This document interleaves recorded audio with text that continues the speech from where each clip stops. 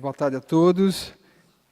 Queria agradecer esse convite e esse privilégio de estar aqui nessa comemoração dos 30 anos da Laboratório de AIDS, né?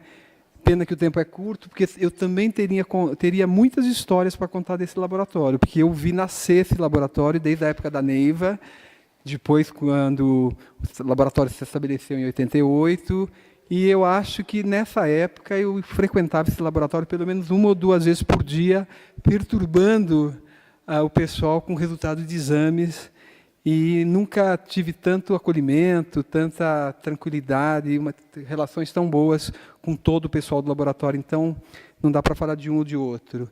Mas, particularmente, lembrar do Sr. Moacir, que era o nosso cuidador lá, né, que fazia tudo, ajudava todo mundo, inclusive me ajudou bastante na minha tese, que nem tinha tanto a ver com a questão do laboratório, mas ele ajudou. Então, um agradecimento a ele também. Mas parabéns pelos 30 anos. O que foi me pedido para falar um pouco é sobre as metas 90, 90, 90. O Ronaldo falou um pouquinho disso rapidamente, então eu vou voltar um pouquinho para tentar lembrar em que contexto que as metas 90, 90 apareceram. Ou seja, a partir de 2002, 2003, é o momento que os países subdesenvolvidos que não tinham tratamento antirretroviral começam a ter possibilidade de tratar os seus pacientes HIV com medicamento antirretroviral. Por quê? Porque o medicamento já estava mais definido, o medicamento já estava em dose única, que era o 3 em 1, e, principalmente, esses países subdesenvolvidos, a grande maioria deles, os africanos, começaram a ter aportes de recursos muito grandes, particularmente do governo americano, que possibilitava que esses países começassem a tratar os seus pacientes. Então, mais ou menos assim, em 2003, tinha país que tinha 1,5 milhão de pacientes com HIV/AIDS e tratava 4.000 pessoas. Então, foi nesse momento que começou o escalinap do tratamento antirretroviral, principalmente nesses países que não tinham acesso nenhum. Agora, até 2015, a meta que se tinha nesse aspecto de tratamento era que até 2015, 15 milhões de pessoas estariam em tratamento antirretroviral no mundo. E essa meta foi muito perseguida, principalmente nos países africanos, que é o que tem maior taxas de pacientes e não tratava. E, a partir de 2015, a UNAIDS, liderando, que é um programa conjunto das Nações Unidas, tinha que definir metas para o período após 2015. Ou seja, a meta de tratamento para 2015 é que 15 milhões de pessoas em tratamento. A partir de 2015, as metas eram outras.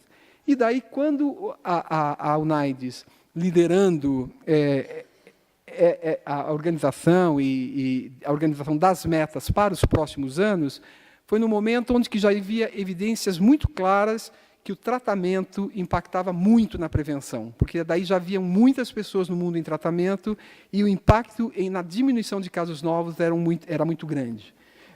Além disso, o tratamento estava em franco ascensão em todos os países, né? Então, no final de 2004, que a UNAIDS, apoiada por especialistas em todos os níveis, definem as metas 90, 90, 90. E o que seria isso? Na meta 90-90, essa estratégia global, ela prevê que, até o ano de 2020, 90% das pessoas com HIV no mundo devem ser identificadas. Então, é uma busca de identificar a grande maioria das pessoas serem diagnosticadas em relação ao HIV. Dessas pessoas diagnosticadas, 90% delas devem estar em tratamento antirretroviral.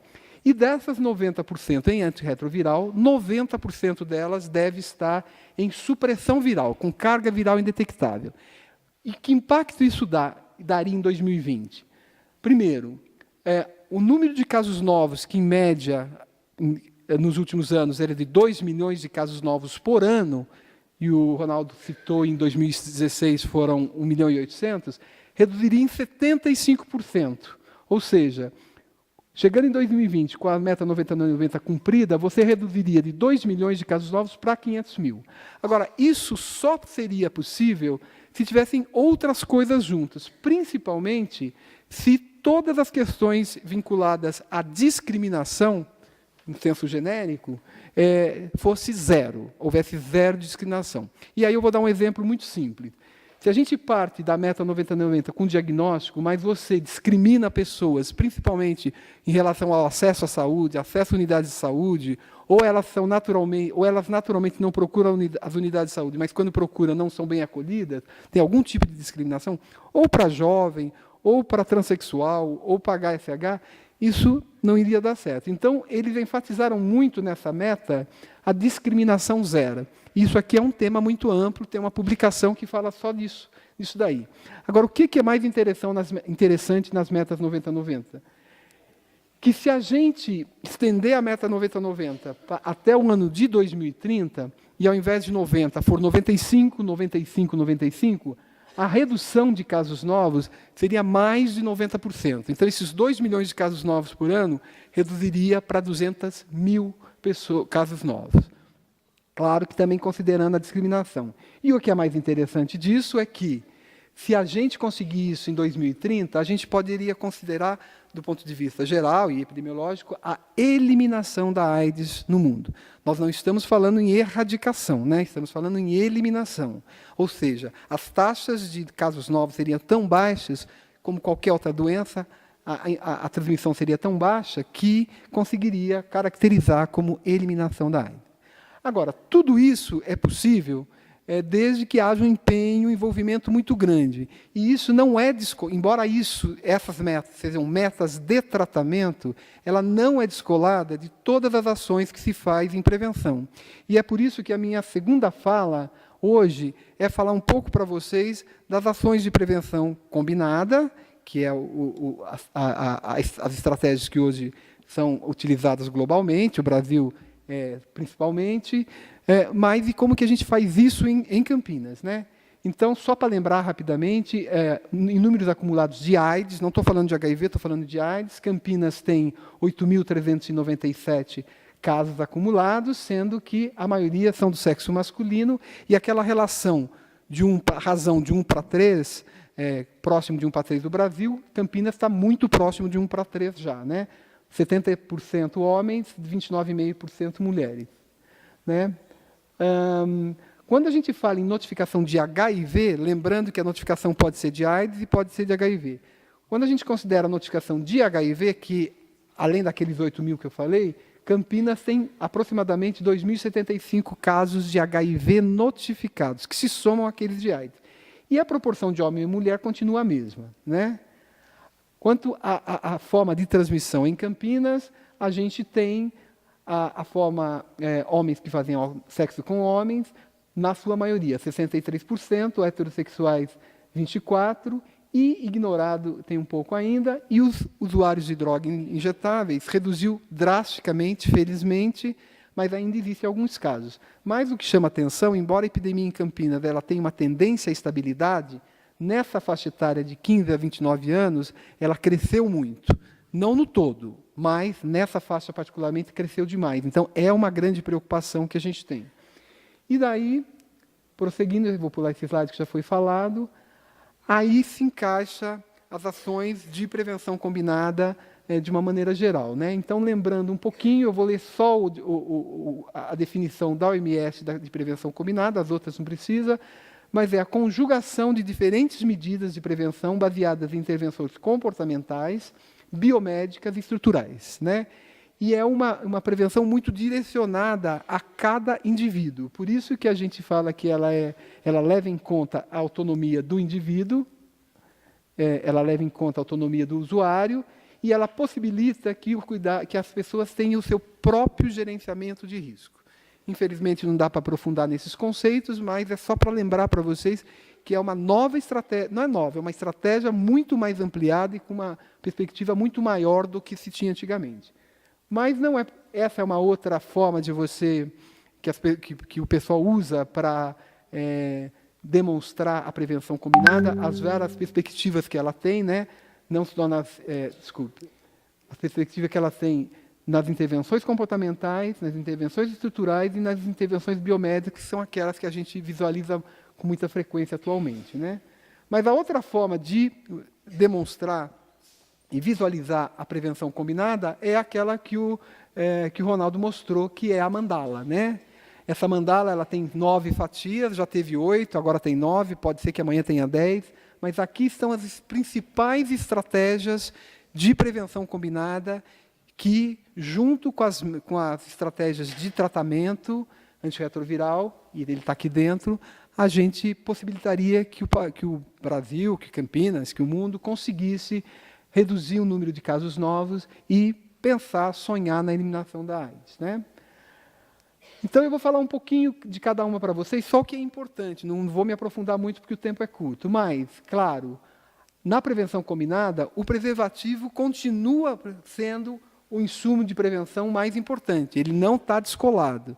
Mas hoje, a gente, quando fala em preservativo, a gente fala em preservativo masculino, a gente fala em preservativo feminino, a gente fala em uso de lubrificante, e fala em situações onde as pessoas, às vezes, não, mas pelo menos a gente fala, bom, se você não usar o preservativo, essa rodinha aqui é de lascar, hein? Mas tudo bem. E hoje, naquela lógica da prevenção combinada e de ações individualizadas, né, a gente fala em situações onde a pessoa não aceita, em hipótese alguma, usar o preservativo, mas se ela não aceita usar o preservativo, que ela use pelo menos o lubrificante, principalmente em relações anais, né? E por conta dessa estratégia, a gente em Campinas tem conseguido, nos últimos anos, disponibilizar cerca de quase 5 milhões de preservativos por ano. A prefeitura compra os preservativos e distribui nas unidades de saúde. Desses 4 milhões de preservativos masculinos estão nas unidades de saúde e o restante a gente distribui em ações de prevenção, sendo que uma delas é disponibilizar nos terminais de ônibus, nos 5 principais terminais de ônibus de Campinas, nos banheiros. Então, a gente coloca o preservativo masculino lá, as pessoas vão e acessam, principalmente, uma população que tem mais dificuldade socioeconômica e que daí facilitaria o acesso. Então, a gente continua com uma ação muito voltada para o preservativo pela importância dele contínua, mesmo na prevenção combinada, né? Outra fatia da mandala que é importante é diagnosticar e tratar pessoas com IST e hepatites virais, né? Então, em relação a isso, é claro que hoje tem, o Ronaldo demonstrou isso bastante claramente também, hoje os manuais do Ministério são muito atualizados e muito voltados para a realidade do dia a dia, principalmente da atenção básica, e nós seguimos os manuais que tem da hepatite B, da hepatite C e das infecções sexualmente transmissíveis, né? Mas, destacando entre as DSTs, a grande preocupação nossa no momento é essa ascensão da sífilis em Campinas, no Brasil e no mundo, né? Campinas não é diferente do restante do Brasil e do mundo, mas essa ascensão da sífilis, tanto adquirida, congênita e em gestantes, ela é de uma dimensão que, principalmente para uma cidade do nível de Campinas, continua num grau muito assustador. Esse gráfico é mais para demonstrar a ascensão, mas eu trouxe um outro gráfico que mostra os números que nos assustam muito. Quando a gente vê que do ano de 2010 até o 2018, aqui é até o mês de abril, o número aumentado de sífilis congênita. Ou seja, quando aumenta a sífilis adquirida, aumenta a sífilis em gestante, e o pior de tudo, né, o mais complexo e o mais complicado e grave, é o grande número de casos de sífilis congênita que ainda temos em Campinas, né? Em 2015 e 2016 ficou em 83, 84 casos, 2017 reduziu um pouco, mas em 2018 nós analisamos até abril, já deu 27. Se continuar nessa mesma frequência, esse 27 vai virar 81 ao final de ano, então a gente volta aos níveis anteriores. Então, continua muito preocupante, apesar de muitas ações que eu vou demonstrar para vocês que a gente tem feito, né? Em relação às hepatites, né, a gente tem notificados esses números de casos, principalmente da hepatite B e hepatite C, mas fazemos muito diagnóstico, depois eu vou mostrar uma tabela de diagnóstico das hepatites em Campinas, mas ainda tem casos muito mal documentados, muitos casos ignorados, não definidos, mas a gente tem feito um trabalho de um amplo acesso ao diagnóstico. Dando continuidade ainda, a prevenção de transmissão vertical, né? Nos últimos anos, a média de crianças expostas residentes em Campinas, né? 5 minutos? Lascou-se. A gente tem em termos de pessoas residentes em Campinas, a gente tem uma média de 42 casos por ano nos últimos 5 anos, a média 42 aqui, mas, mesmo assim, embora não fossem pessoas de Campinas, ainda há alguns casos de crianças infectadas, não dessas crianças expostas, porque esses casos são de fora. Então, aqui são crianças expostas residentes em Campinas e não residentes, os números de infectados. Infelizmente, ainda tem um caso ou outro. Aí, o ideal é que a gente conseguisse zerar isso totalmente. Pelo menos em 2017 não teve nenhum caso, em 2018, por enquanto, ainda nenhum. Ainda passeando aí pela mandala, aqui lembrando que uma das fatias enfatiza a importância das imunizações. E daí o grande destaque é para a hepatite B, né, para a hepatite B e para o herpes, né, para o HPV. Aqui a grande importância não só pela patologia em si, como também pelo papel dela como cofator de infecção do HIV, né. Redução de danos. Hoje em dia, o número de usuários de drogas reduziu muito, felizmente, né, mas ainda tem, só que hoje já é uma estratégia que não é o nosso programa que faz. Hoje já é os CAPs, né, Centros de Apoio Psicossocial, que coordenam e trabalham com esses grupos de redução de danos. No início, quando eram muitos usuários, o número de pessoas dependentes de drogas eram muito grandes, o programa de AIDS tinha um programa muito forte, muito robusto, com muitos agentes de saúde trabalhando em redução de danos. Felizmente, isso reduziu-se, e daí a gente passou para os CAPs já há alguns anos. Estou quase acabando, Mônica. Outra face da mandala que compõe tudo isso é o tratamento regular para as infecções sexualmente transmissíveis e hepatites virais, né? Desculpa, acho que eu fiz uma burradinha aqui. Desculpe. Testagem como prevenção, né? Vou passar rapidinho. A testagem, naquela lógica que eu falei das metas 90-90, começa pelo amplo acesso à testagem. E Campinas tem 3 centros de testagem e aconselhamento, o Central, o da Unicamp no SECOM e do Ouro Verde, e anualmente a gente chega a fazer, incluindo as maternidades, mensalmente, mais de 2.300 testes rápidos para HIV por mês. Nessa tabela eu peguei, para exemplo, para vocês, mostrando os testes rápidos no nosso CTA lá da área central, no ano de 2017. Então, a gente chegou a fazer mais de 7.000 testes, 252 positivos, dá uma média de 3,4 de positividade. E é aí que gera grande preocupação, né? Diariamente, nós fazemos 30, ou às vezes 40 testes rápidos no nosso CTA Centro, e desses, sempre 1, 2 acabam sendo positivos, né? E naquela faixa etária, geralmente homens que fazem sexo com homens, e de uma faixa etária muito jovem, naquela faixa de 15 a 29 anos. Então, essa é uma grande preocupação, e a gente tem trabalhado nisso também, e há outras estratégias que eu vou mostrar para frente que tenta melhorar um pouquinho essa condição. Além dos testes para HIV, os testes de sífilis também são feitos lá. Nós fizemos quase 6.500 no ano passado. A positividade muito alta, né? 7,6% dos testes rápidos para sífilis feitos no CTA Centro foram positivos, né? Claro que aqui uma boa parte desses a gente já trata, porque são populações que já não têm história anterior de tratamento, mas tem história embora a gente colhe o VDRL e acompanhe, mas a grande maioria precisa de tratamento imediato. Também fazemos para hepatite B e para hepatite C. Hepatite B, como há muitos vacinados, a gente faz menos, e a positividade também é baixa. E para hepatite C fizemos um grande quantitativo, mais de 7.000, e geralmente dá 0,6, 0,7 de positividade. Né? Não é um número grande, mas é um número que continuamente a gente faz. Né? Se somar esses casos, no caso do HIV, se nós somarmos esses casos, mais os casos do Ouro Verde, mais os casos da rede, mais os casos de campineiros que vêm aqui no SECOM fazer o exame, a gente acaba diagnosticando por ano cerca de 400 casos novos de HIV, AIDS por ano em Campinas. Então, quer dizer, continua um número muito elevado e muito preocupante. Mas, claro, a gente oferece muito mais testes e a gente dá muito mais acesso. Quase acabando, Mônica. tratar todas as pessoas vivendo com HIV. Isso a gente já comentou, o próprio Ronaldo já comentou. A gente tem, pelo menos lá em Campinas, hoje, aproximadamente umas 6 mil pessoas que fazem tratamento antirretroviral, né? E a grande maioria deles já com carga viral indetectável.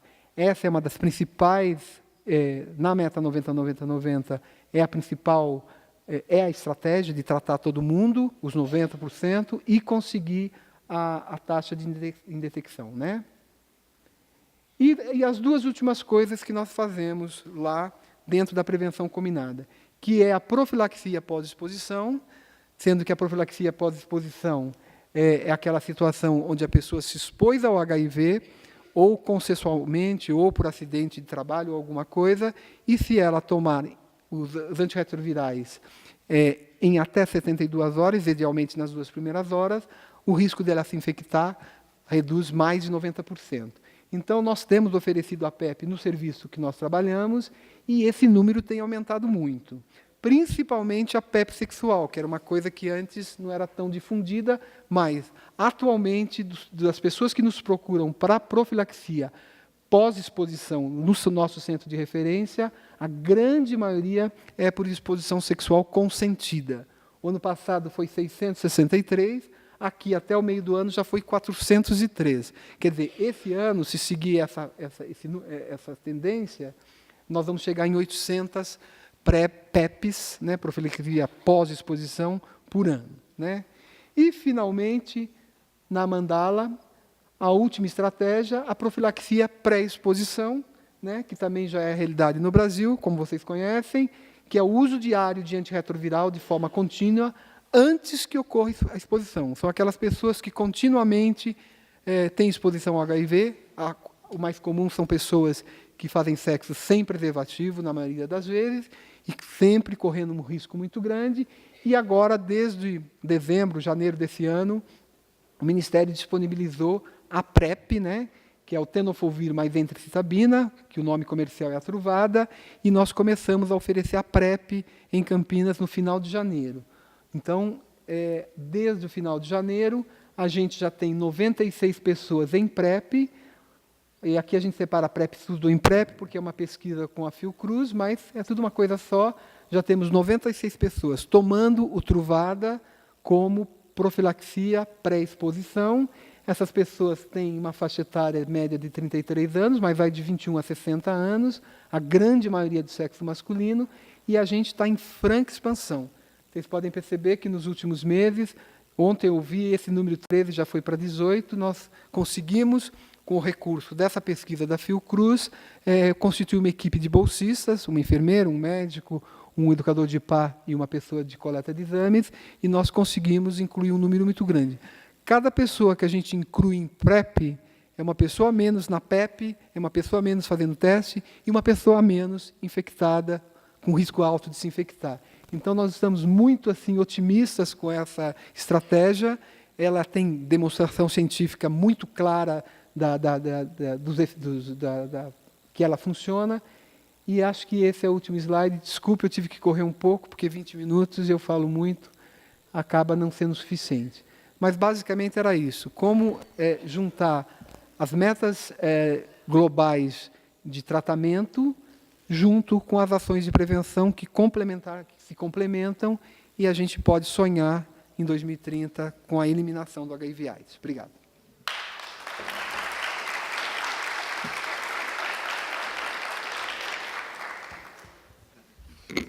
O Josué pode ter dado a impressão errada, que eu não estava querendo ouvi-lo, e a gente sabe que ele tem muita história muito interessante, não só histórias para contar, como é interessante a gente saber como é que as coisas estão hoje acontecendo, né? Que, embora a gente esteja no mesmo meio, na mesma luta, aí a gente vê uma outra perspectiva, sempre acrescenta, e ele teria muitas histórias, além do que ele é responsável, em grande parte, pelas histórias que nós três, que fazemos parte da mesa hoje, temos para contar, porque a gente estava lembrando agora, em 2002, o Josué chamou Elaine, Marcos e a mim, para participar do comitê assessor do Ministério da Saúde, e foi uma grande honra para a gente naquele momento. Até hoje a gente está envolvido aí cada vez mais, então ele é culpado também por isso, né?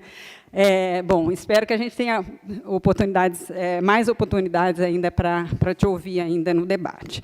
Então, agora eu queria chamar outra companheira aí da luta contra a AIDS, que é a doutora Elaine Milanês, do Departamento de Tocoginecologia da FCM Unicamp, todos vocês conhecem bem, para falar sobre as gestantes e a terapia antirretroviral. Bom, boa tarde a todos. Eu queria inicialmente agradecer em meu nome, em nome da disciplina de obstetrícia, a oportunidade de estar aqui no meio infectológico, né, e conversando um pouco com vocês sobre aquilo que a gente tem trabalhado um pouco nesses quase 30 anos. Na realidade, a Mônica colocou que o Josué convidou a gente em 2002, mas eu, em 90 e poucos, eu tive o prazer de, quando começou a CTG no mundo, o Josué começou a implementá-lo em Campinas e me convidou para dar uma aula na Prefeitura de Campinas. Confesso que foi a situação mais apavorante da minha vida como palestrante, porque a gente não sabia nada nesse momento. Então, as pessoas perguntavam, da icterícia, que efeito tem no bebê? Da parto prematuro? E, nessa época, a gente tinha muito pouco conhecimento em relação aos desfechos neonatais e maternos em relação à terapia antirretroviral. Graças a Deus, caminhamos e hoje a gente tem um pouco mais de consistência para conversar com vocês sobre isso. Então, eu queria lembrar que hoje nós sabemos que a evolução dos tratamentos antirretrovirais, eles têm nos ajudado, obviamente, a melhorar a qualidade de vida desses indivíduos, a reduzir a morbimortalidade e um impacto muito forte na redução da transmissão vertical nessas mulheres. Sem dúvida alguma, a gente sabe que se essa era a realidade das crianças infectadas há 2 décadas atrás na África, com forte evolução para a morte, hoje a gente convive com uma situação muito mais favorável, inclusive no continente africano, que tem uma frequência bastante importante de mulheres infectadas e de grávidas infectadas. Então, sem dúvida alguma, a sobrevida desses indivíduos melhorou, e aqui eu fiz questão de trazer o gráfico da UNAIDS apenas para a população africana, e isso também aconteceu com as nossas grávidas infectadas pelo HIV, que passaram ou não por uma situação de parto ou nascimento. A gente sabe que, no mundo, metade da população infectada são mulheres, e a grande maioria mulheres em idade reprodutiva, que, portanto, vão passar por um período de gestação e parto e dar à luz a uma criança potencialmente não infectada se as estratégias de intervenção forem corretas. O Josué colocou para vocês a meta 90-90-90, que, obviamente, teve um impacto muito grande nas questões também que envolvem transmissão vertical. A gente melhorou a cobertura antirretroviral de uma maneira geral no mundo, melhorou bastante na América Latina e Caribe, e teve um impacto importante em reduzir morte das pessoas associadas ao HIV, e também mães e também crianças. Se a gente for ver, a partir do lançamento, em 2011, que a UNAIDS lança o Plano de Eliminação de Novas Infecções, a gente melhora a cobertura antirretroviral de menos de 40% para quase 80%, portanto, eu quase dobro, reduzo em quase a metade novas infecções em crianças e reduzo de maneira significativa a mortalidade em crianças de menos de 5 anos, fortemente associada a crianças nascidas por transmissão vertical. No Brasil, quem é essa mulher infectada? Na realidade, a gente tem aí quase 300 mil mulheres infectadas, a maioria em idade reprodutiva e a maioria adquirindo a doença por transmissão sexual. Por isso que a gente tem uma grande expectativa que a PrEP e a PEP possam também interferir nesse nível de transmissibilidade. A notificação compulsória na gravidez, ela inicia em 2000, a cobertura da testagem pré-natal, que há 10 anos atrás era próximo de 60%, hoje está pouco mais de 80%, comparando os dados do Sentinela Parturientes e os atuais do Ministério da Saúde, a gente tem um caminho longo ainda para percorrer, e isso fortemente está associado à melhoria e utilização da testagem rápida em relação à grávida. Então, a taxa de detecção nos últimos anos, ela tem apresentado um aumento, então a gente tinha uma taxa estável ao redor de 0,38% das grávidas desse país convivendo com HIV, a gente observou um aumento nos últimos 10 anos aí em relação a esse coeficiente, e, obviamente, hoje a gente tem, de 2000 a 2017, mais de 100 ou quase 110 mil mulheres grávidas estudadas e avaliadas nesse país, das notificadas. Óbvio que a gente espera que a incrementação do teste rápido nos ajude a melhorar o conhecimento em relação a quem de fato está infectado e quem de fato está sendo conduzido ou não de maneira adequada na gravidez. E, obviamente, se eu diagnostico grávida e eu faço as medidas de prevenção e intervenção adequadas, eu vou ter um impacto em reduzir a transmissão vertical do HIV em novas crianças infectadas. Isso tem sido uma constante. Então, se a gente focar, porque isso tem a ver com o impacto da terapia antirretroviral na gestação, a gente sabe que sem qualquer intervenção, e a gente viveu essa época no começo dos anos 90 aqui, o risco de transmissão ficava entre 25% e 40%. A partir do momento que a gente simplesmente suprime aleitamento materno, eu caio ao redor de 16%. Se eu começo as intervenções, especificamente usando o tratamento antirretroviral para gestante, o primeiro grande protocolo foi o ACTG 076, um projeto que começou em 92 e foi publicado em 94, que recomendava o uso de AZT via oral para a mãe, intravenoso no parto para essa gestante e via oral para o recém-nascido até 6 semanas de vida. Nós reduzimos para 8,3%. A partir dos finais dos anos 90, a gente descobre que a cesárea eletiva tem um fator significativamente protetor, a gente cai para 2,5%. Quando eu inicio, no final dos anos 90, começo de 2000, a terapia potente para gestante, eu estou falando entre 0% e 2%, e hoje é isso que a gente quer oferecer para uma grávida. TARV potente associado à reavaliação de via de parto, a depender da sua carga viral, tentando alcançar a mínima exposição, e a gente vai ver que, se tudo isso for feito de maneira adequada, é muito menos do que 1% o risco dessas mulheres. E realmente é isso que a gente vem observando. Se você for ver dados de países desenvolvidos, hoje, no Reino Unido, mulheres grávidas que receberam pelo menos 14 dias de TARV, a gente tem 0,8% de transmissão. Se ela indetectou, é 0,1%, e na corte global aí, europeia, entre 2009 e 2014, uma taxa média de 0,4%. Isso também foi alcançado em países muito pobres da África e Índia, com estratégias internacionais de intervenção, com a TARV potente, levando aí até 0,5%, e a América Latina e Caribe, onde a gente está situado, aí uma taxa média descrita nesse trabalho de quase 10 anos atrás, já ao redor de 0,9%.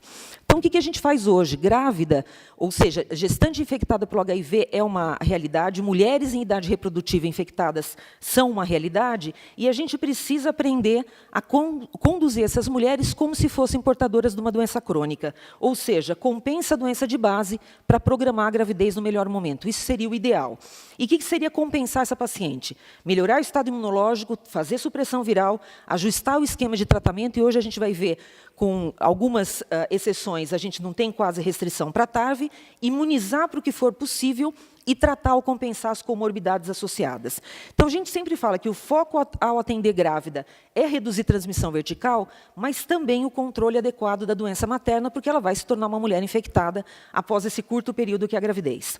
Quando a gente avalia fatores associados à transmissão, sem dúvida alguma, esses 3 primeiros são os mais evidentes hoje. Os fatores obstétricos, as outras comorbidades, óbvio, o aleitamento ainda persiste, mas, sem dúvida alguma, a carga viral é o fator mais importante associado, porque já de muito tempo a gente sabe que tem uma relação linear: quanto maior carga viral, maior transmissão vertical, isso em uma série de trabalhos já bastante antigos. E hoje a gente sabe que o risco de transmissão vertical está diretamente associado à carga viral. Hoje, para se ter uma ideia, mesmo na paciente com carga viral baixa, abaixo de 1.000 cópias, eu sei que é diferente eu ter detecção, isso dá 0,09% de risco, ou eu ter acima de 400 cópias, porém abaixo de 1.000, que já quase mais do que quintuplica esse risco. Então, eu preciso estar atento para isso. E a gente sabe que, quanto mais precoce o início da terapia, maior a redução, e hoje não há diferença com relação à via de parto numa paciente adequadamente tratada que alcança a supressão viral. Então, obviamente, minha estratégia em grávida é alcançar carga viral indetectável, porque isso vai ter o melhor resultado para esse feto que está sendo gestado. Em relação especificamente à terapia, a gente sabe, assim como no adulto não grávido, que eu tenho como objetivo da instituição da terapia reduzir viremia, melhorar a contagem de CD4 dessa mulher, retardar a progressão para AIDS e reduzir, obviamente, o impacto grande em redução da transmissão vertical. A gente sabe, vários trabalhos na literatura nos últimos 20, 25 anos têm demonstrado isso, que grávidas em tratamento com adesão após Eu tenho redução da mortalidade, eu tenho redução da progressão da doença para uma doença mais grave, para a AIDS, mas eu tenho também alterações da própria gravidez que vão impactar na suscetibilidade e na toxicidade dessas mulheres em relação a esse tratamento antirretroviral. Então, ao tratar uma gestante, eu tenho que tentar oferecer a melhor assistência à saúde da mãe, objetivamente para reduzir o risco de transmissão, mas eu não posso esquecer que eu tenho que tentar minimizar os efeitos adversos para a mãe e feto, ou seja, eu tenho que escolher meu melhor esquema de tratamento. E os esquemas potentes, várias foram as opções e as oportunidades de tratamento e os esquemas variados nos últimos 20 anos, a gente vai passear um pouco com eles. Na realidade, o sonho de todo infectologista e da gente que se mete um pouco a estudar a infecção é tentar alcançar o nosso perfeito vir. Uma droga que tivesse a eficácia máxima, uma excelente tolerabilidade, baixa toxicidade, uma barreira genética forte, permitisse boa adesão, mantivesse qualidade de vida e tivesse baixo custo. A gente está um pouquinho distante desse panorama global, mas talvez um pouco mais perto do que já estivemos no passado. Então, realmente, esse é o grande desafio, é saber qual é o melhor esquema. Sem dúvida alguma, se eu aumento a potência do meu esquema, eu impacto positivamente em reduzir transmissão vertical. Então, ao atender gestante, eu quero usar o esquema mais potente para alcançar melhor carga viral, e com isso, ou suprimir carga viral e com isso a menor transmissão vertical possível. E os trabalhos ao longo dos últimos 20 e 30 anos têm demonstrado isso. De sem tratamento a tratamento adequadamente instituído, já em mais de 20 anos, um impacto muito forte e muito positivo na redução de crianças infectadas. Dados mais do que publicados em inúmeros trabalhos sobre segurança na mãe recém-nascido dessas drogas e detecção da droga no mecônio, ou seja, o impacto do ACTG ele foi grande não porque ele modificou carga viral na mãe, mas porque ele funcionou como PrEP e PEP para o feto e recém-nascido. Ele tinha uma excelente passagem transplacentária, então eu estava indiretamente tratando esse feto intraútero. Obviamente, a gente sabe que existem efeitos adversos numa frequência bastante grande, mas geralmente de gravidade muito pequena. Então, a terapia antirretroviral ela impacta de uma maneira negativa, mas uma negatividade mais leve, eu diria assim. Quais esquemas que já foram utilizados para a grávida e por que eles foram mudados? Então, se a gente comparar em 90, que foi quando eu comecei a trabalhar com HIV aqui junto com a Eliana, no ambulatório do CAISME, foi o primeiro ambulatório montado em 88 que se dispôs a seguir mulheres infectadas pelo HIV durante a gestação. Na realidade, a gente inicia com o protocolo ACTG em 95, só com a sua formulação oral. Em 97, entra o componente intravenoso no Brasil. 2000, a gente começa a usar os esquemas potentes, ou com nevirapina ou com neofinavir, a gente vai ver por que cada um deles. Em 2005, o neofinavir é retirado do comércio e a gente começa com lopinavir com booster de reforço com ritona. Em 2015, se perde o medo do efavirenz e ele, pela facilidade posológica de monodose, começa a ser recomendado em grávida. E, a partir de 2007, nós estamos na era nova do tratamento de adultos, com inibidores de integrase, adultos com dolutegravir e grávidas aí com raltegravir. A gente sabe que teve impacto. Por exemplo, por que o AZT mudou para tenofovir? Ele foi uma droga que foi sempre recomendada para tratar gestante, até muito perto nos últimos anos. Mas ele tinha a capacidade de desencadear anemia numa frequência significativa, plaquetopenia também. Mas essa anemia, essa plaquetopenia era mais comum em mulheres com doença avançada, CD4 baixo e que estavam já expressando AIDS. E lembrar que, por si só, nos países de maior prevalência, a prevalência de anemia já é muito elevada. O tenofovir, a partir de 2013, no Brasil, em 2015, ele passa a ser a droga que melhor compõe o esquema de tratamento de grávida como análogo nucleotídeo, ele tem uma posologia fácil, porque ele compõe a monodose, tem uma forte passagem transplacentária, uma descrição de alteração renal e óssea em adultos, mas quase nada em crianças humanas, porque em animais alguma coisa foi publicada, mas se tornou uma terapêutica segura em adulto e hoje é a droga de escolha como análogo nucleotídeo. Quando a gente está falando de análogo não análogo nucleosídeo, o que a gente tem? Em 2000, a gente começa a usar TARV potente com 3 drogas.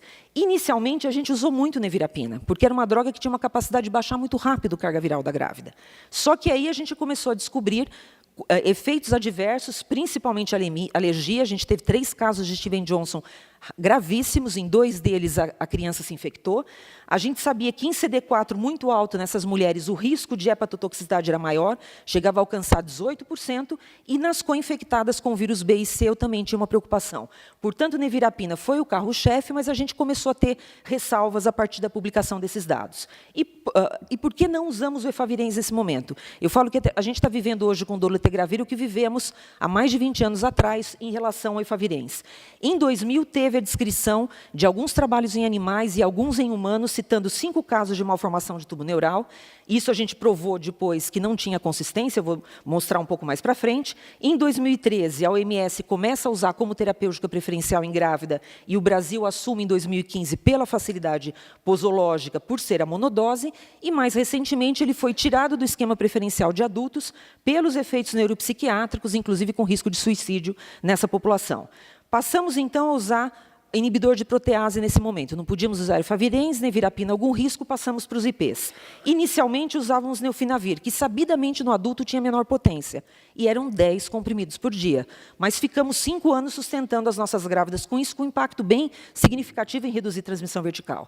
A partir de 2005, sai do mercado neofina, a gente entra com lopinavir, uma droga que tinha capacidade de reduzir carga viral, porém muito efeito metabólico significativo, e obviamente isso também foi observado nessas crianças, inclusive interferência e liberação de mediadores inflamatórios na mãe, aumentando o risco de baixo peso e prematuridade. O mundo usava mais atazanavir. O nosso protocolo nacional ficou ainda em cima do lopinavir.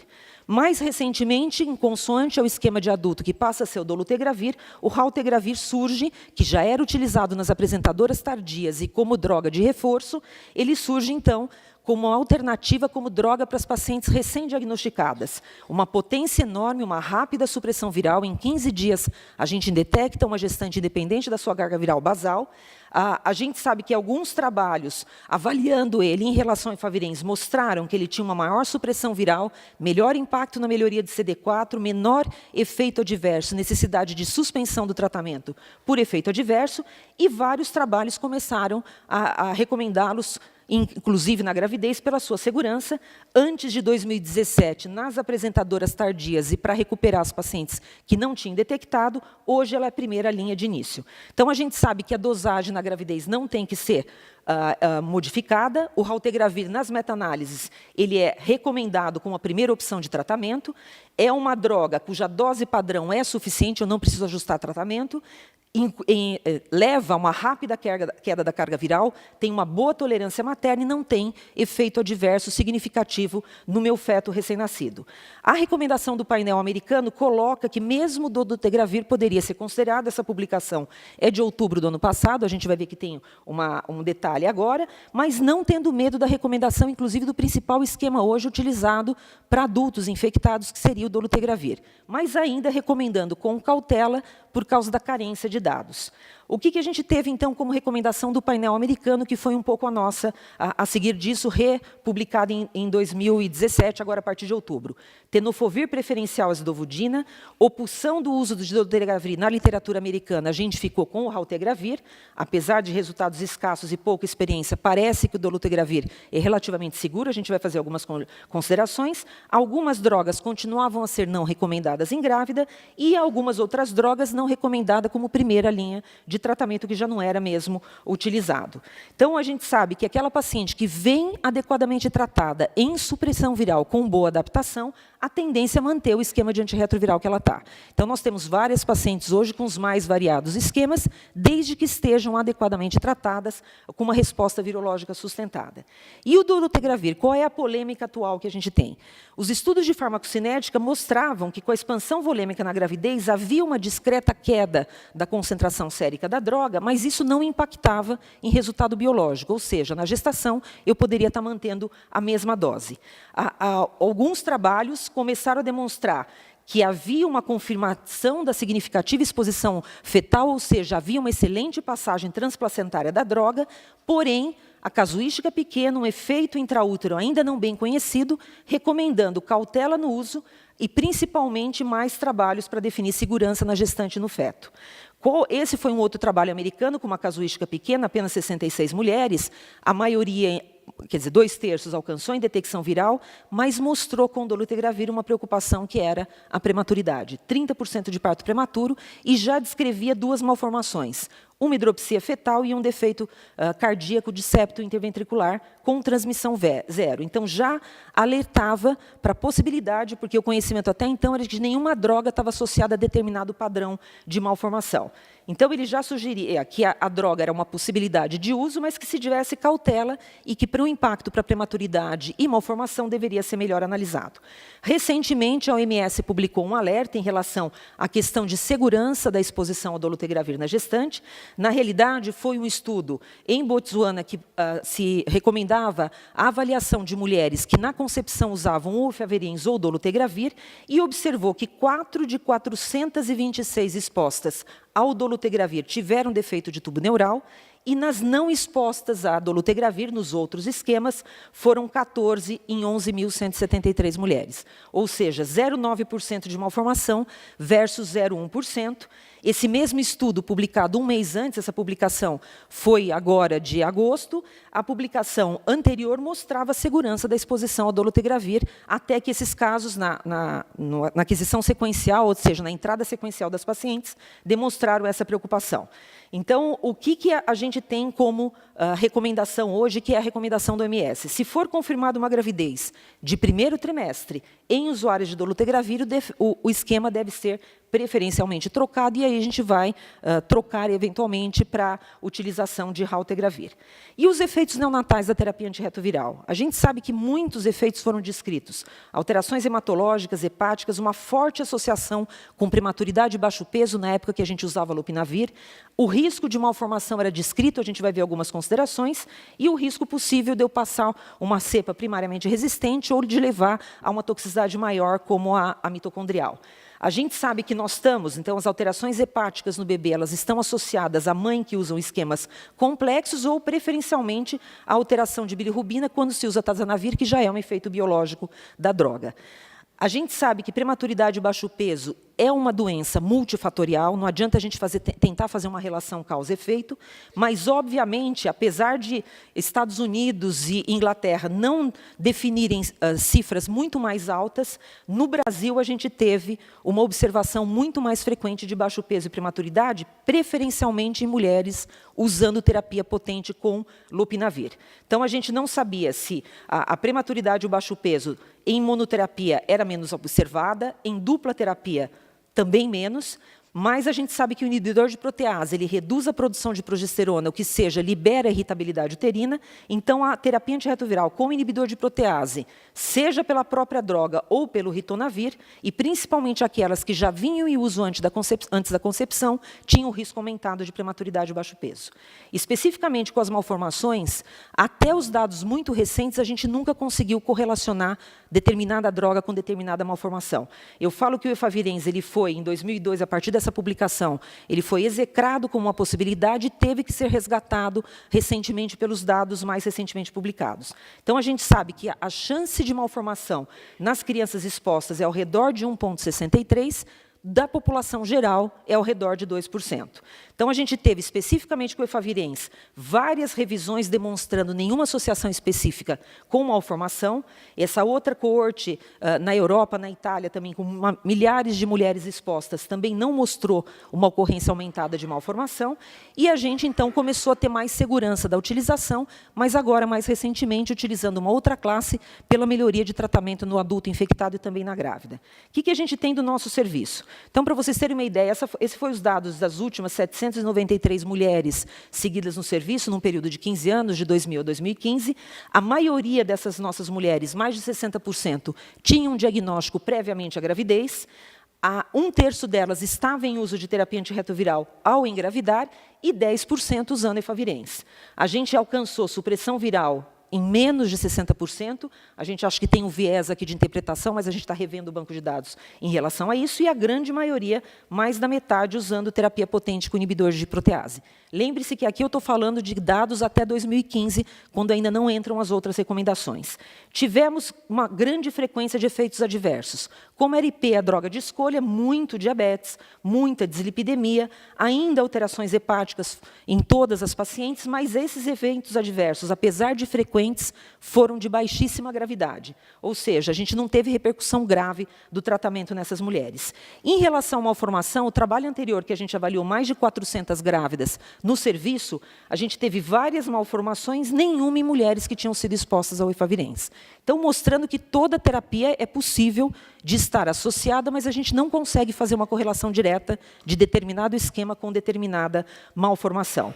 E como ficaram, então, frente a tudo isso, as recomendações nacionais de tratamento em grávidas? Então, baseada nos esquemas europeus e americanos, nos dados publicados de todos esses trabalhos, em outubro do ano passado foi publicada a nova recomendação, que era o Protocolo Clínico de Diretrizes Terapêuticas de Transmissão Vertical, no qual é abordado o HIV, hepatites e sífilis, principalmente, e aí fica a recomendação. Assim como o adulto, toda grávida vai usar terapia potente, independente da sua condição imunológica ou virológica, já é a estratégia B+, que a gente vem usando há bastante tempo. Sempre com terapia potente e não suspende depois do parto. A gente pode até migrar para o melhor esquema, mas não realiza suspensão após o parto. Por toda essa dúvida em relação ao dolutegravir, a terapêutica preferencial com grávida ficou tenofovir e lamivudina associado ao raltegravir. A gente sabe que isso tem um impacto econômico significativo. A gente sabe que, migrando do efavirenz para isso, a gente vai subir de pouco menos de 200 mil para 3 milhões, prevendo as grávidas naíve do país, mas é o que a gente tem de melhor e eu acho que a gente tem que fazer um acompanhamento em consonância do que tem hoje de publicação para adultos infectados. E o papel do AZT venoso? Quer dizer, grávida ganhava o pacote de tratamento na gravidez, AZT venoso no parto e via oral para o recém-nascido. Na realidade, a partir da publicação dessa grande série de mulheres em 2013, será que a mulher usando terapia potente tinha detecção viral? Por que eu precisava dar uma enormidade de concentração de AZT venoso no intraparto? Então, o que aconteceu? Esse trabalho avaliou aí quase 12 mil mulheres, das quais 554 não usaram AZT porque chegaram nascendo no serviço. Então, a maioria com parto vaginal. O que a gente teve? Em mulheres com carga viral acima de 1.000 cópias, se não tomasse AZT venoso, a transmissão era de 7,5%, tomando AZT caía para 2,9%. Ou seja, mulheres com carga viral detectável precisam receber AZT venoso. Mas nas pacientes com carga viral abaixo de 1.000 cópias, 0 na população que não recebeu e 0,6 na população que recebeu. Ou seja, levando à consideração de que mulheres com carga viral muito baixa e na ausência de fatores de risco, realmente o AZT intravenoso parece não ser necessário. E essa hoje é a recomendação. Quer dizer, pacientes que tenham indetecção viral em uso de terapia potente não precisam receber o esquema com AZT venoso no intraparto. O que a gente tem, então, de opções aí para fazer com uma grávida HIV? Só para a gente finalizar mostrando o histórico aqui do nosso serviço, em 88 começa a ser implementado, então, um ambulatório.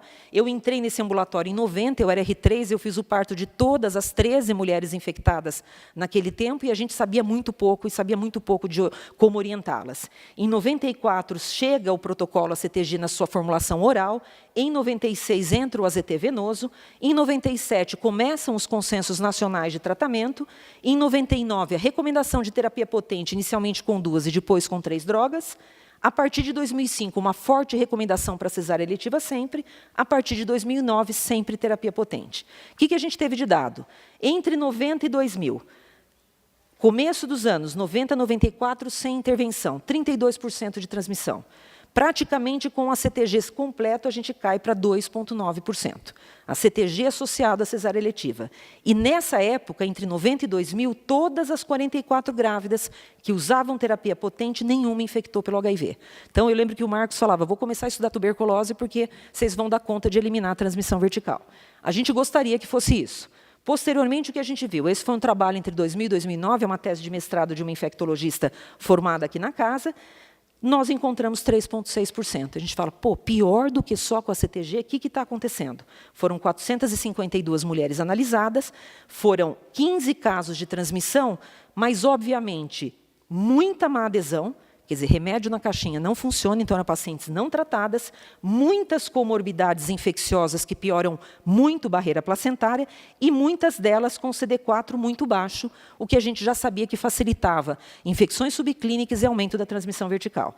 Na realidade, o único caso que a Mônica sempre fala, mas e a Janete? Estou terminando, Mônica. Que é essa situação, é um caso que quem detectou, usou terapia com boa adesão, teve um bebê de peso adequado, mas teve um parto distóxico, ela usava neofinavir e, infelizmente, ela teve um CMV subclínico que depois a gente descobriu na criança que evoluiu a óbito antes do primeiro ano de vida com citomegalovirose. Então, assim, dessas 15, o que seria potencialmente prevenível seria esse caso. O que a gente teve de 2009 a 2013? 188 mulheres analisadas, 0 de transmissão, mas já um problema grande com droga de abuso e mulheres em situação de violência e multiexperimentadas. Entre 2000 e 2015, avaliando aí as quase 800 grávidas, nós tivemos uma transmissão vertical de 2,3%. Quer dizer, somam aquelas 15 e a gente teve mais um caso. Entre 2010 e 2015, a gente não teve transmissão vertical. Infelizmente, o ano passado, a gente teve um caso numa multiexperimentada usuária de droga. Então, a gente não tem dúvida de que a gente evoluiu muito na abordagem terapêutica antirretroviral para uma grávida. Nós não temos dúvida que a gente modificou muito o que se pode fazer nessa época dessa criança, e isso teve um impacto fortemente positivo em melhorar meu resultado perinatal.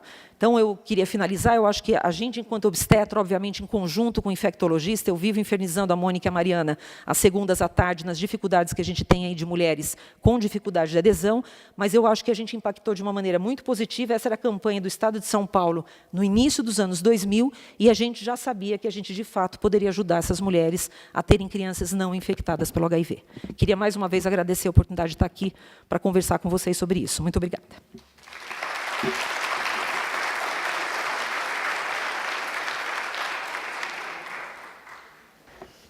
Obrigada, Elaine.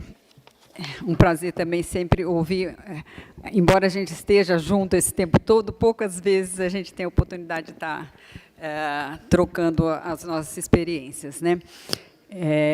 Agora eu queria chamar mais um grande amigo, o Dr. Marcos Nolasco da Silva, do Ambulatório de Imunopediatria da Unicamp, do CIPED, do Departamento de Pediatria, que vai falar sobre a situação atual da transmissão perinatal e das crianças vivendo com HIV. Muito obrigado, Mônica. Obrigado à organização do Congresso. É realmente um momento muito bom de encontrar colegas e amigos de tantos anos de trabalho. Eu vou aproveitar, então, o momento para destacar o que já foi comentado por outros colegas.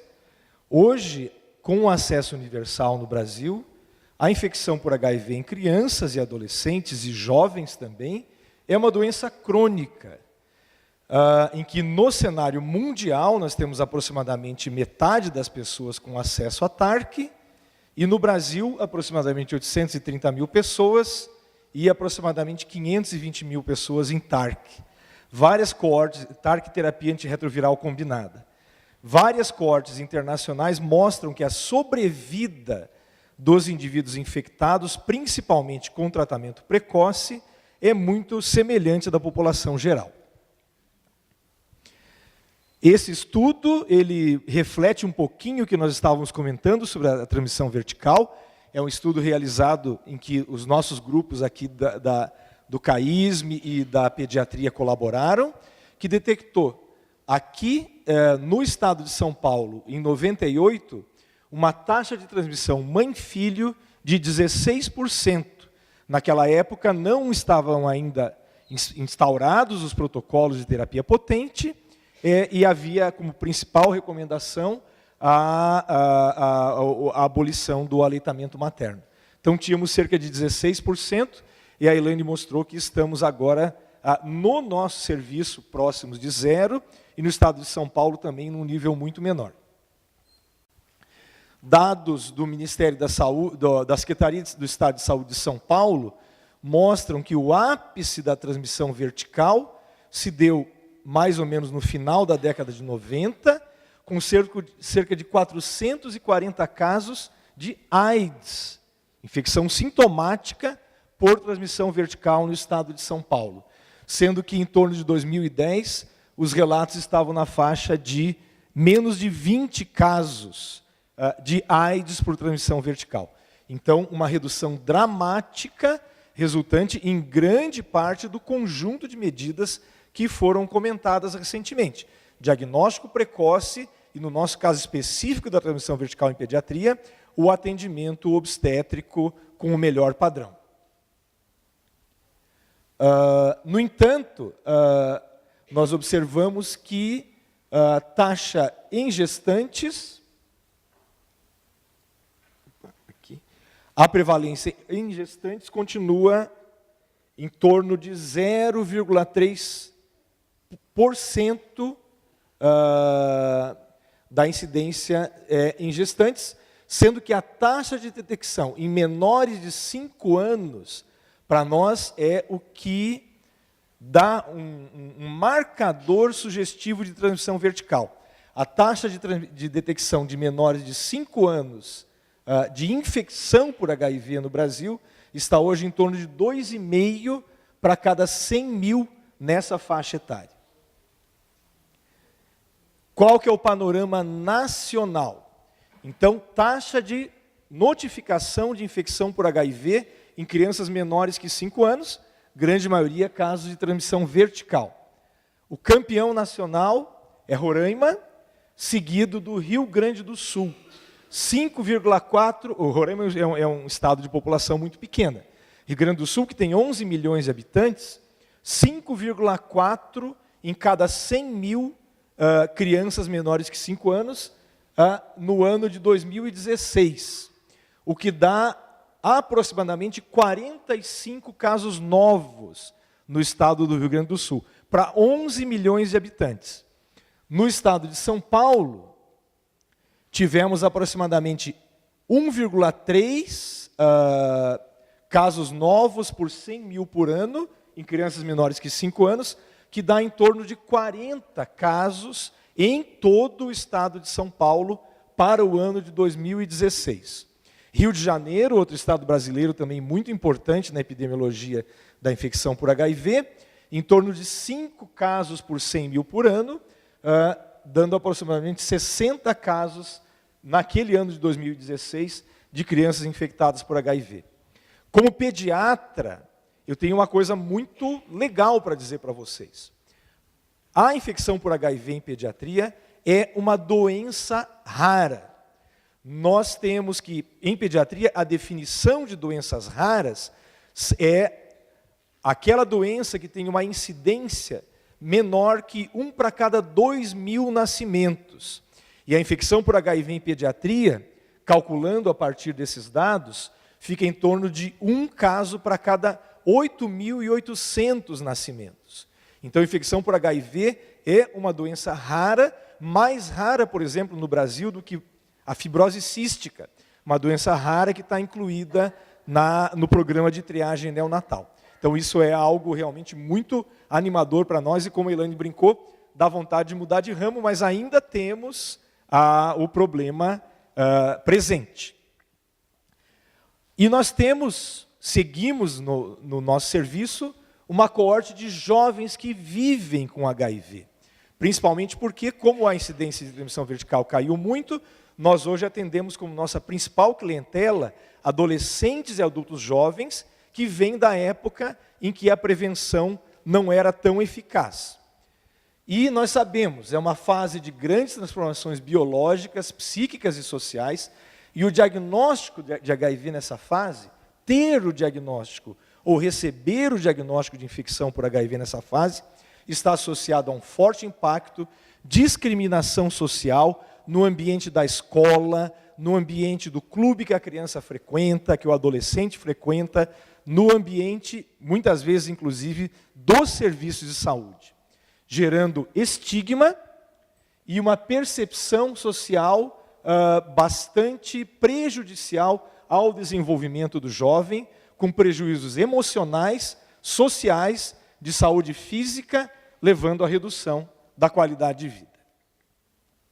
Nós temos hoje um problema muito sério, o Dr. Josué comentou, 15 a 24 anos, uma idade em que a incidência ainda é muito alta em jovens brasileiros, e aumentou cerca de 100% em termos de incidência, comparando o ano de 2004 e o ano de 2014. Ou seja, está havendo um aumento proporcional e absoluto da incidência de casos em jovens dessa faixa de idade, 15 a 24 anos, com principal via de aquisição a via sexual. Um número significativo desses jovens fazem parte de um grupo que a OMS define como populações-chave, que é um grupo de alta vulnerabilidade ao HIV e que é globalmente negligenciado pelas políticas de saúde. Jovens HSH, usuários de substâncias injetáveis, profissionais do sexo, transgêneros e também indivíduos privados de liberdade. Hoje compõem grupos de população em que o acesso ao diagnóstico, o acesso ao tratamento é muito difícil e vive-se hoje em muitos países, e no Brasil não está completamente excluída essa possibilidade, não apenas a discriminação contra o indivíduo infectado por HIV, mas como também a criminalização de comportamentos ligados ao HIV.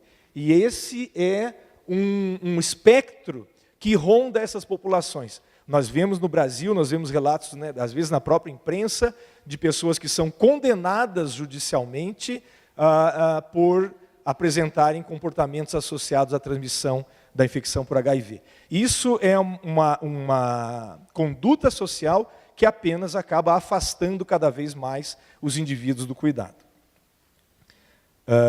Então, lembrando, os jovens ainda compõem o grupo mais vulnerável no cenário epidemiológico atual no Brasil. Compondo o cenário de uma doença crônica, vamos pensar um pouquinho no impacto sobre a vida desses jovens que nós seguimos. Impacto sobre saúde mental, principalmente com ansiedade e depressão, impacto sobre a qualidade de vida, necessidade de resiliência, que é a capacidade de enfrentar situações adversas, e necessidade de aspectos de personalidade que auxiliem esse jovem a agenciar o seu cuidado. O suporte emocional, principalmente da família, é muito importante e também fundamental a adesão ao tratamento. Então, a doença crônica exige uma série de agenciamentos na vida do indivíduo e na vida de seus cuidadores, implicando em vivências que vão impactar a saúde mental, qualidade de vida, rotina de vida e uma coisa muito importante para nós que trabalhamos com pediatria, a educação para o autocuidado, para que progressivamente o adolescente seja capaz de assumir o seu cuidado. Só que isso é muito difícil. Esse gráfico aqui é o segredo para quem tem filhos, para quem tem menos de 24 anos, alguns de nós aqui do grupo certamente têm menos de 24 anos, para quem tem filhos ou sobrinhos. Acho que o microfone falhou um pouquinho, né? Aqui. Voltou? Voltou. Para quem tem filhos ou sobrinhos. No desenvolvimento puberal, a área cerebral que gerencia as emoções, ela atinge plena funcionalidade. Atinge plena funcionalidade antes da área cerebral, chamado córtex pré-frontal, que gerencia a capacidade executiva, a capacidade de pesar.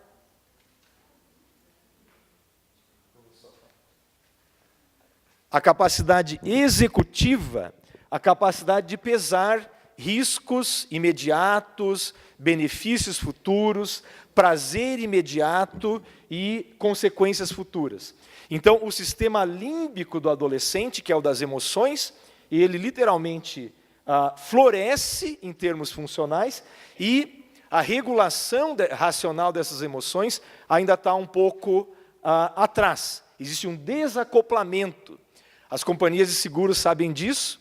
O seguro de automóvel de um jovem masculino solteiro de 20 anos é muito mais caro do que o seguro de um tiozão como eu, porque eu espero que o meu pré-frontal já tenha amadurecido, né? Então, realmente, é o segredo mesmo, e por isso que os comportamentos de risco são muito comuns na adolescência e na juventude. até em torno de 24 anos. Então nós temos, não é por acaso que seja essa hoje a faixa da população que está realmente sendo mais suscetível a novas infecções por HIV. E daí a importância das ações de saúde saberem abordar essa população adequadamente. Então, como nós comentamos, a discriminação, o estigma são fatores presentes na vida desses jovens. A atenção em saúde, ela deve ser voltada para a pessoa e não voltada para a doença. Nós sabemos disso, né? Às vezes a gente vê, a gente fala às vezes para um jovem, para um paciente, o teu CD4 está de tanto, né? Olha, tem que melhorar isso aí. E ele diz para você, mas esse remédio me dá enjoo, esse remédio me dá insônia. No tempo do Lopinavir cápsulas, né? Esse remédio na geladeira me impede de sair à noite com os meus amigos, né? Porque como é que eu vou levar o remédio que fica na geladeira?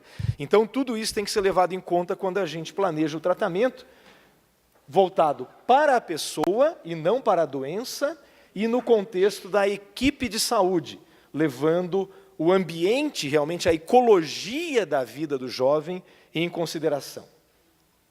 Trabalho em rede, nós trabalhamos em equipes de saúde, de forma compartilhada, com multiliderança e com plena circulação de informações. Como que a gente avalia os grandes marcadores psicossociais?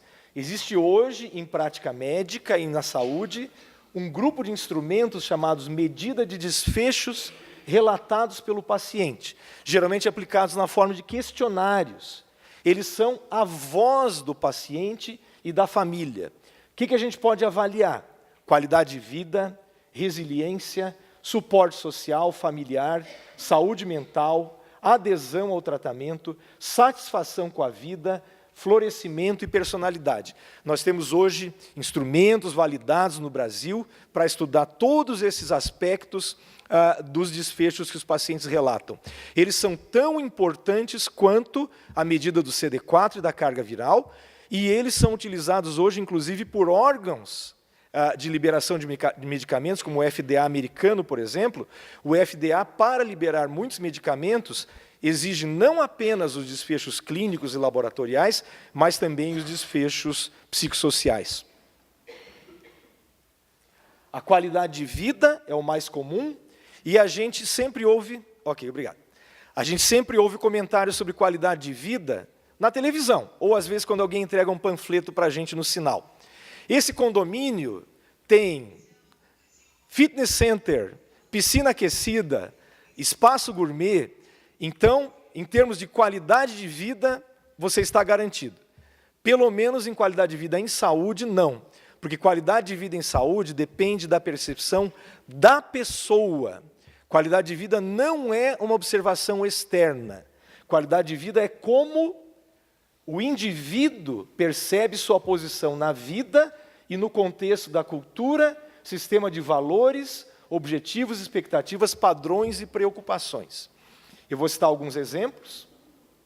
Por exemplo, quando comparamos os jovens com HIV, que nós acompanhamos na nossa coorte, jovens com fibrose cística, que são seguidos por um grupo com o qual colaboramos na Unicamp, do professor Dirceu Ribeiro, e um grupo controle de jovens saudáveis de ensino médio no Brasil, não houve diferença na percepção da qualidade de vida.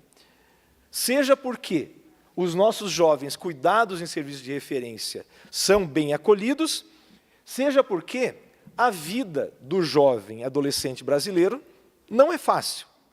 Então, de qualquer modo, não houve diferenças na percepção. Esse foi um estudo do nosso grupo. Já em relação aos cuidadores, nós observamos que os cuidadores de jovens com HIV tiveram uma menor percepção de saúde física e percepção geral de qualidade de vida e saúde quando comparados aos cuidadores dos jovens saudáveis. Essa é uma tabela longa, mas só para citar um aspecto interessante para vocês. Aqui nós pegamos jovens de uma coorte recentemente diagnosticada por infecção com infecção por HIV, jovens entre 16 e 24 anos. E o que nós observamos? Fizemos o questionário de qualidade de vida no momento do diagnóstico. E quando comparados a um grupo de jovens saudáveis, todos os desfechos estavam inferiores. Qualidade de vida física, psicológica, social, ambiental, praticamente todos os desfechos inferiores. Ou seja, o impacto do diagnóstico sobre os jovens foi muito grande, muito grave. Após 1 ano de segmento em serviço de referência, em cooperação aqui com o CRT, todos os desfechos já não apresentavam diferença em relação ao grupo controle. Aqui está em preto, a partir de 6 meses ou 1 ano. Ou seja, o impacto do diagnóstico pode ser minimizado pela resiliência do indivíduo e pela qualidade do atendimento.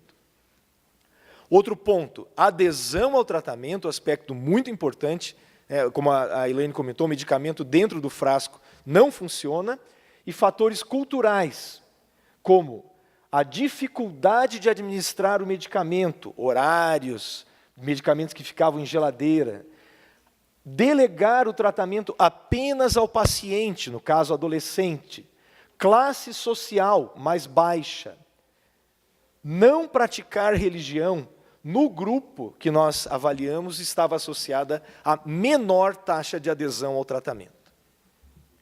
Satisfação com a vida, um outro desfecho que nós avaliamos, também mostrando, na coorte de jovens recentemente diagnosticados, imediatamente após o diagnóstico, uma percepção de satisfação com a vida muito inferior e que tornou-se comparável à população de controle após 1 ano de acompanhamento. Desfechos de saúde mental, ansiedade e depressão, tanto em adolescentes com HIV, como nos seus cuidadores, ansiedade e depressão significativamente mais elevados do que na população geral. E aqui também mostrando que isso pode mudar. No grupo de jovens recentemente diagnosticados, ao ser feito o diagnóstico, esses jovens apresentavam um risco médio 20 vezes maior de depressão, de ideação suicida e de dependência ou abuso de álcool, e esse risco também diminuiu com o acompanhamento para 6 e 12 meses, não se tornando mais significativo, exceto o risco de dependência de substâncias ilícitas. Então, terminando, as medidas de desfechos que os pacientes relatam são aplicáveis e são pontos muito importantes para aplicação na nossa prática de saúde, principalmente no cenário da infância, da adolescência e da juventude. A equipe, quero agradecer a toda a equipe com que nós colaboramos e, de novo, agradecer à organização do evento pela oportunidade de estar aqui. Muito obrigado.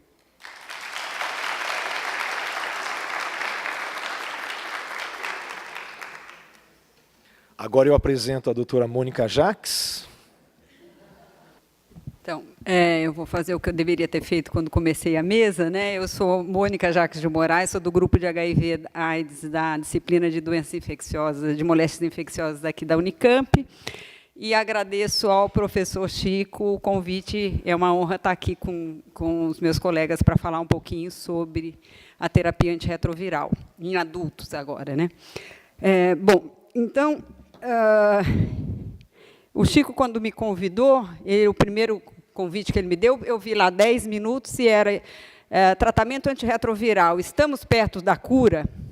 E eu falei, puxa, eu quero ir falar, né? Mas eu falei, e foi na semana passada, eu tinha acabado de chegar de uma pausa de 1 semana, que eu estava no congresso, eu falei, bom, será que eu vou conseguir entender as estratégias de cura, né? O que eu assisti no congresso, o que eu tenho lido, colocar em 10 minutos e explicar para todo mundo? Eu achei que não, mas falei, não, eu vou, Chico, e pedi para falar mais coisa, então, em 10 minutos, mas depois eu descobri que eram 20, então melhorou um pouquinho. Eu tentei resumir esses 30 anos de terapia antirretroviral, e como a gente está agora, e as perspectivas de cura em 10 minutos, saiu mais comprido, eu descobri que tem 20, então acho que vai dar tudo certo. Vamos lá.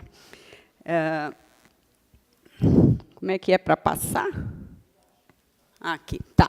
Esse slide aqui, eu gosto muito, a Elaine passou ali para a gente rapidamente, e eu gosto muito desse slide, foi apresentado na conferência no IAS, no ano passado, porque ele dá sentido para a nossa presença aqui, inclusive, e para o nosso trabalho, né?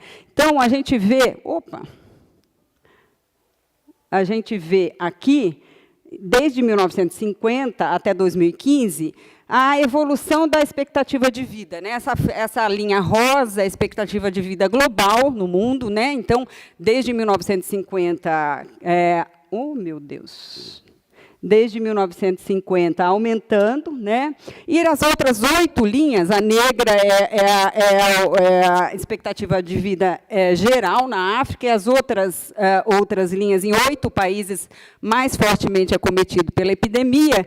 E a gente vê o que aconteceu aqui, ó, em meados da década de 80, todo mundo vinha melhorando, né? Acompanhando a melhoria mundial na expectativa de vida, né? A gente vê aqui em vermelho o Zimbábue, todos os países africanos melhorando, né? E o que acontece aqui em 1980?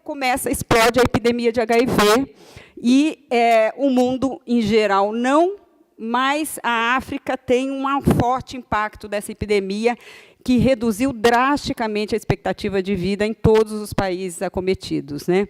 Então, que é a África subsaariana que mais fortemente acometida. Então, e depois a gente vê aqui, meados após, aqui nos anos 2000, começa a haver uma recuperação em meados dos anos 2000. Né? Lembra que o Josué contou para a gente que em 2003, 2005, começa a expansão rápida da terapia antirretroviral potente.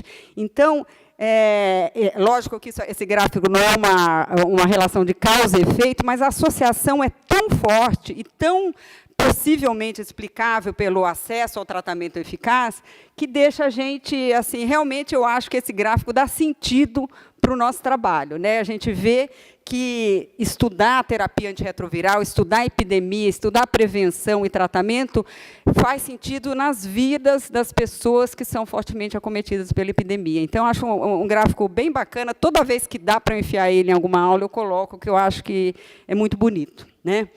Então, falando aí do tratamento antirretroviral, quando a gente começou a trabalhar com isso, né, o Chico, todo mundo, né, que está aqui, era isso aqui que a gente tinha, né? Quando a gente começou, estava fazendo residência, que tinha para tratar HIV, nada, né? Não tinha nada. Em 87 surgiu o AZT, né? O AZT monoterapia, uma coisa assim com um impacto muito precário, né, muito modesto na evolução da doença, e depois a explosão de medicamentos, né, novos medicamentos, novas classes, sendo que hoje a gente tem mais de 30 medicamentos antirretrovirais para tratar essa infecção, né? E medicamentos mais potentes, mais bem tolerados. Então, assim, é espantosa. Acho que para nenhuma outra doença o progresso no tratamento, né, no conhecimento da infecção e na abordagem e tratamento foi tão estratosférico como foi em HIV, né? E a gente teve a sorte, né, de poder acompanhar isso aí, porque a epidemia começou em 87 e aqui a gente está até 2008 trabalhando com isso, né? Então, a gente vê que as possibilidades terapêuticas cresceram enormemente, né? A gente tem hoje, não só tem mais coisa para usar, né, remédios melhores, como a gente tem esquemas muito mais fáceis. Então, se a gente for olhar, disponíveis, né, que são produzidos no mundo, tem pelo menos 11 pílulas únicas, né, que você pode usar uma vez ao dia, né? A gente não tem a única pílula de dose única diária que a gente tem no Brasil é o 3 em 1, né, o genérico do Atripla, quer dizer, é o tenofovir, lamivudina, efavirenz, que nem tá aqui nessa lista, e que é o nosso tratamento alternativo, não é o nosso primeiro tratamento de escolha para começar a tratar a infecção, né? Mas tem várias possibilidades de tratamento único, né?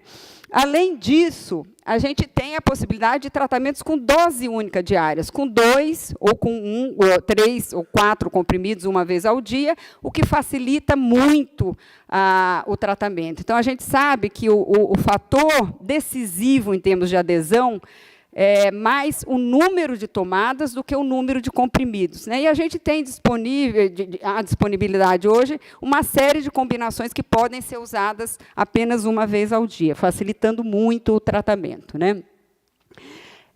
A gente também tem muita diretriz e muita orientação. A Elaine comentou aqui, né? Ela foi lá da primeira aula dela, não tinha onde se pegar, né? Não tinha orientação, né? Hoje, felizmente, a gente tem uma série de guias internacionais. Aqui eu coloquei, historicamente, a primeira guia brasileira, que surgiu em 97, né? Era um documento de 12 páginas, né? Que só falava do tratamento antirretroviral.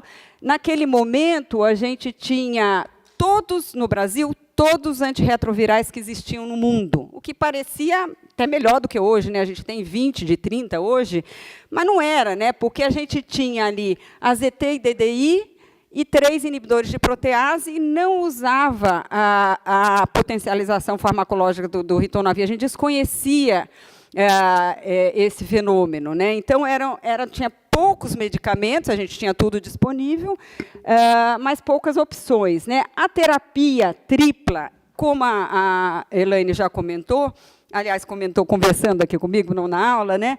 Ela era restrita, ela começou se usando indicando-se de forma restrita. Então, naquele momento, em 97, só dava terapia potente, combinada, né, a TARC, para sintomáticos que tinham imunodepressão muito avançada, né, menos de 100 de CD4, o que parece um absurdo, o que é um absurdo, hoje a gente sabe, né, mas não sabia naquele momento. Ou então, quem não tinha nenhum sintoma, aqui eu acho que está... quem não tinha nenhum sintoma com uma imunodeficiência um pouco menos avançada, mas 200, né, que hoje definição de doença avançada, é menor que 350. Né? Então, a gente vê que pouca gente tinha indicação de tratamento, segundo os conhecimentos da época e o manual do momento. Né? Hoje, a gente tem um protocolo de tratamento no Brasil muito detalhado, é um documento... Bom, primeiro, o comitê assessor tem 21 consultores, porém, tem uma equipe técnica muito mais abrangente, então, colegas, conforme a expertise do indivíduo, às vezes ele não está no comitê assessor principal, mas quem orienta nutrição, esporte ou comorbidades, é um grupo técnico também, então, melhorando a qualidade do nosso documento, né? A organização e a elaboração do documento ela é feita pelo Ministério, né? Aqui no comecinho era o próprio comitê técnico que escrevia e publicava, e tem parcerias muito importantes, né? A parceria com a OMS, então a gente está muito mais em consonância com as recomendações internacionais. O documento é um livro, né, de mais de 400 páginas, tem 40 capítulos, muito abrangente, então, prevenção, PrEP, né, agora também tem várias situações, cenários individualizados para o tratamento, e só para a terapia são 7, né, para o tratamento da infecção adulta são 7 capítulos, com vários outros capítulos, a gente tem 20 medicamentos, né, disponíveis no Brasil, e a terapia hoje combinada está recomendada para todo mundo que tem o diagnóstico de HIV. Então, a gente vê, além disso, é um documento de atualização contínua, então, está sempre online. Então, por exemplo, em relação à terapia inicial em mulheres, agora, por conta dessa modificação do conhecimento da associação do dolutegravir com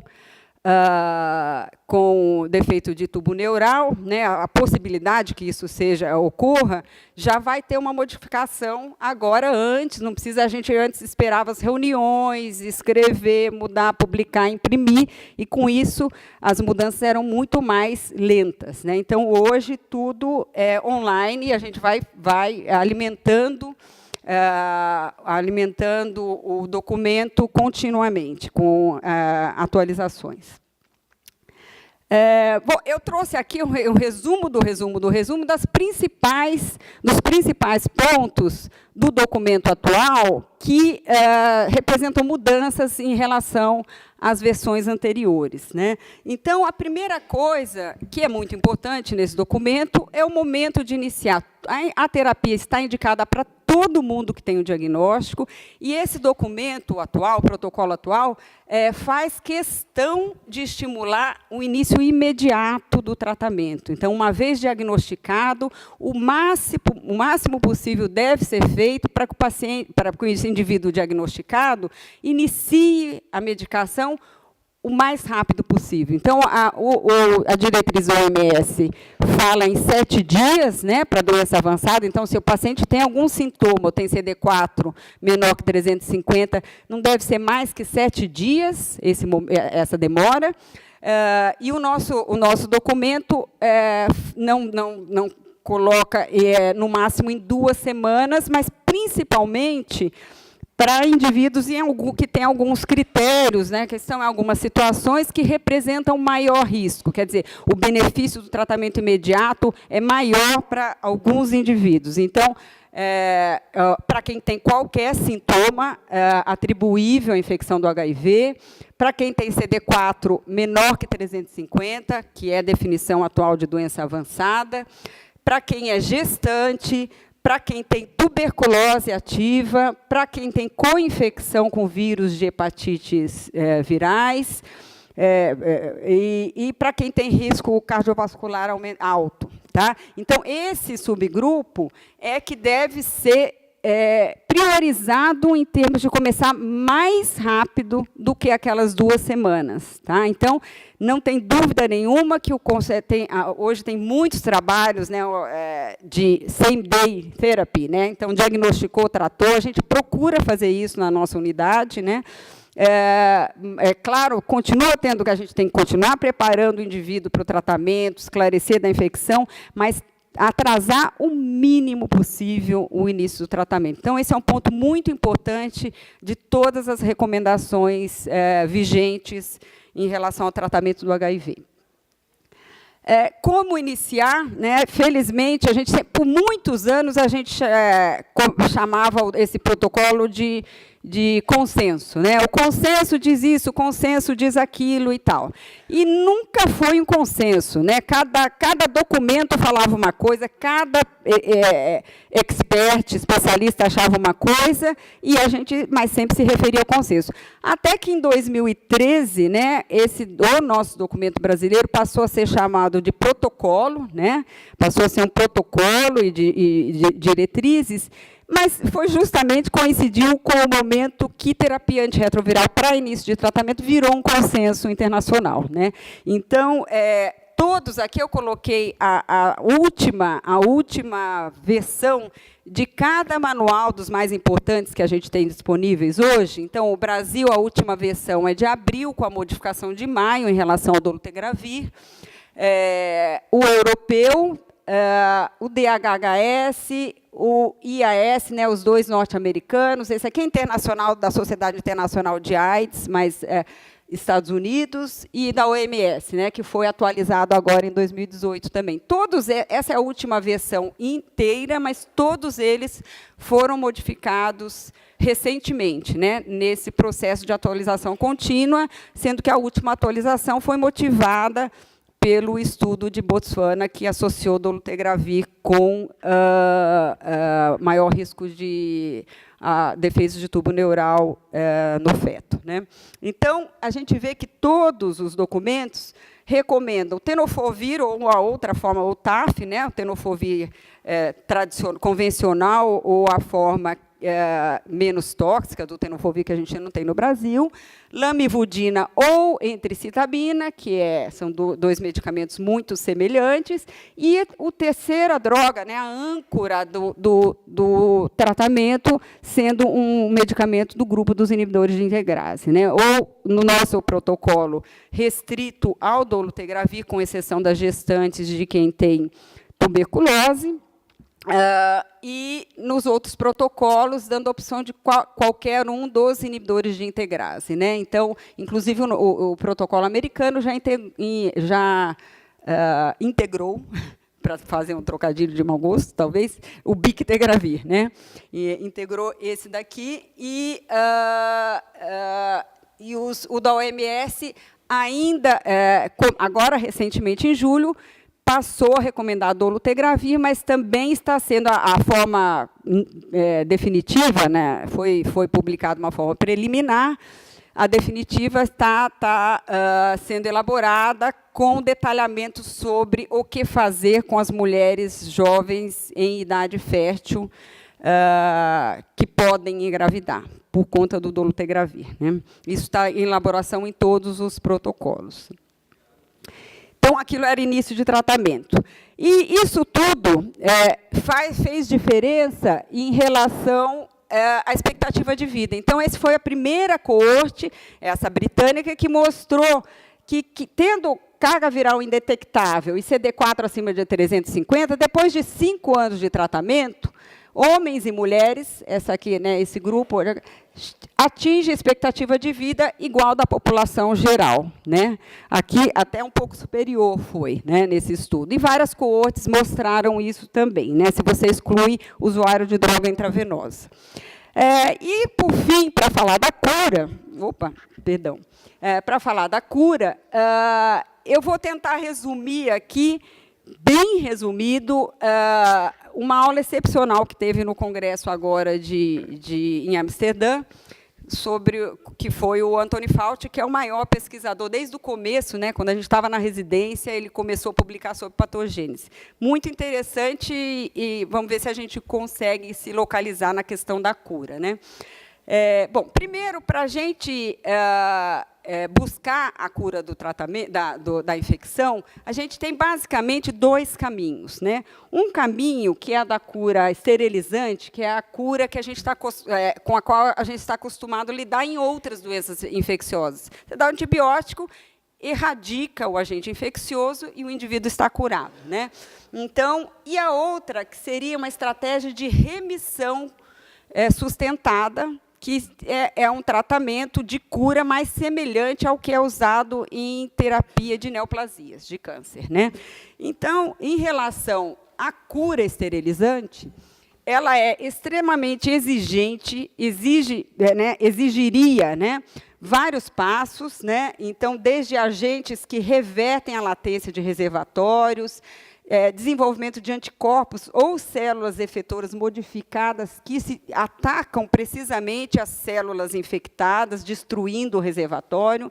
Depois de destruir o reservatório, transplante de células-tronco para repovoar com células não infectadas e também a adição de estratégias de edição de genes, porque o indivíduo não pode ter correceptor CCR5, porque qualquer resto de HIV pode reinfectar suas novas células, né? Então, essa ficção científica toda, ela foi obtida em um caso, né? Tem o famoso paciente de Berlim, que está agora, se eu não me engano, há 12 anos, não sei se 9 ou 12 anos, curado, né? Faz biópsia de intestino, não tem DNA, não tem reservatório, realmente é um caso de cura, comprovado de cura. Mas é o único, e não é o caso que inspira as estratégias atuais de cura, né? As estratégias atuais se focam muito mais em remissão, né? Então, controle do rebote viral sem terapia antirretroviral, né? Então, várias estratégias, vários grupos de pesquisa explorando estratégias diferentes ou associadas, né? Uma delas um tipo de estratégia pretende substituir a terapia antirretroviral por alguma outra intervenção que pode ser feita intermitentemente, né, ou de forma contínua, né?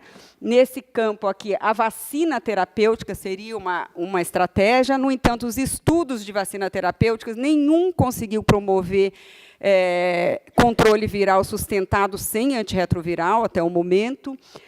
Depois, os anticorpos monoclonais de amplo espectro, né, os BNAbs, que estão muito no centro da pesquisa de cura agora. Então, são anticorpos que têm um amplo espectro de neutralização de vírus de HIV. A gente sabe que esse vírus tem muita mutação, né?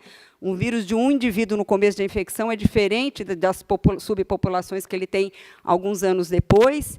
Então, esses anticorpos monoclonais dirigidos a alguns epítopos, eles têm ampla ação e podem neutralizar, né? Eles poderiam ser, por exemplo, tem modificações genéticas que você faz na produção, né? Quando você clona e produz o anticorpo monoclonal, que torna a vida média desses anticorpos muito longa. Então, você poderia, o ideal seria, por exemplo, não usar antirretroviral e fazer, a cada 6 meses, uma administração intravenosa de anticorpo monoclonal, por exemplo. Esse seria o cenário ideal. Então, essa é uma linha estratégica, né?